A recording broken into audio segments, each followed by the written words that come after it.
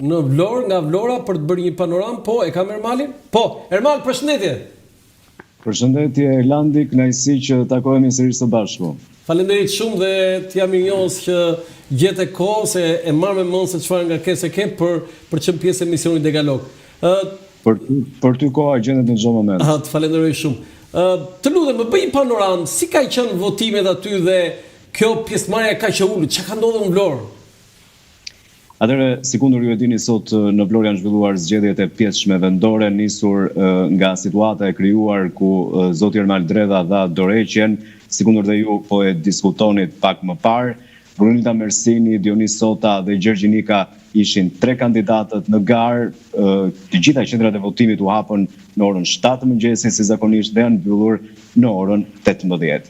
Por, si për çudi dhe që mbetet për një analizë të mëvonshme, ndoshta si të Partisë Socialiste ashtu dhe të Partisë Demokratike, pjesëmarrja në këto zgjedhje ishte tepër e ulët. Pra mund të them se më e ulta në historinë e zgjedhjeve në Vlorë, një proces që do ta quajmë një proces zhgënjyes që vjen nga Vlora, duke qenë se këtu në Vlorë, siç dihet, të paktën nga majoranca janë bërë disa investime, por ndoshta edhe majoranca duhet shikoj qëndrimin e saj me disa çështje që nuk kanë ecur siç duhet, ndoshta edhe brenda strukturave politike të saj. Pra mund të themi që një qytet i rëndësishëm si Vlora, qoftë në aspektin politik, qoftë në aspektin ekonomik, të ketë të pjesëmarrje të ulët, mbetet një analizë e thellë. Pra pjesëmarrja është 12.5% të paktën deri në këto momente, ndërsa mund të themi që gjithsej kanë qenë 231 qendra votimi,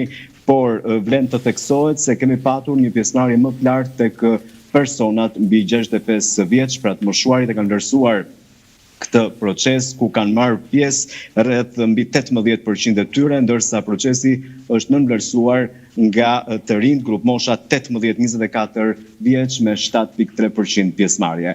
Vlen të theksohet gjithashtu që në momentin që ishte duke zhvilluar procesi votimit kryesisht gjatë orëve të paradites, ka patur qytetarë të cilët kanë frekuentuar shëndetoren bregdetare lungomare dhe që duket se nuk e kishin,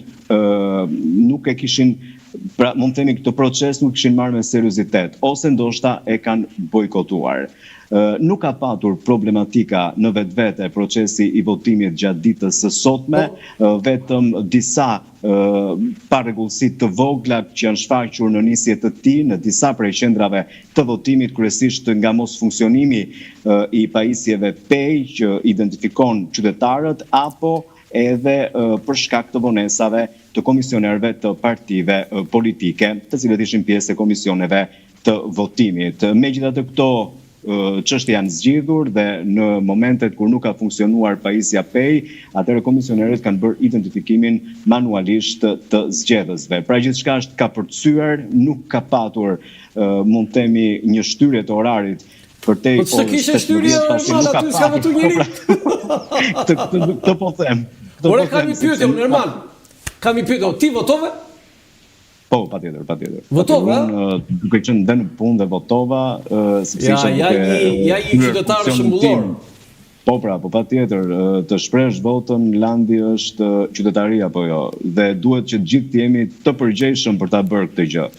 Dhe sepse një vot sjell ndryshimin, në mund të themi kështu. Pra duhet që qytetarët këtë gjë ta shikojnë me prioritet për zgjedhjet e tjera, por mund të them dhe diçka Landi nëse më lejon. Për shembull, unë kam nxjerrë disa të dhëna këtu statistika nga zgjedhjet e kaluara të 2 viteve më parë, ku kandidonte Ermal Dredha nga Partia Socialiste, i cili fitoi 70.55% të votave dhe në total pra kishte 28.271. Hysni Çara 29.45% të vota, 11.802 vota, më fal. Dhe mund të themi se kishte një pjesëmarrje në atë kohë, pra para 2 viteve, 24.7%. Ishte pjesëmarrja para 2 viteve, ndërkohë sot e kemi 12.5%. Nuk e di nëse do të lexojë diçka për mesazhet që kanë përcjell kandidatët. Po patjetër, mund gjatë procesit. Po patjetër, është me interes.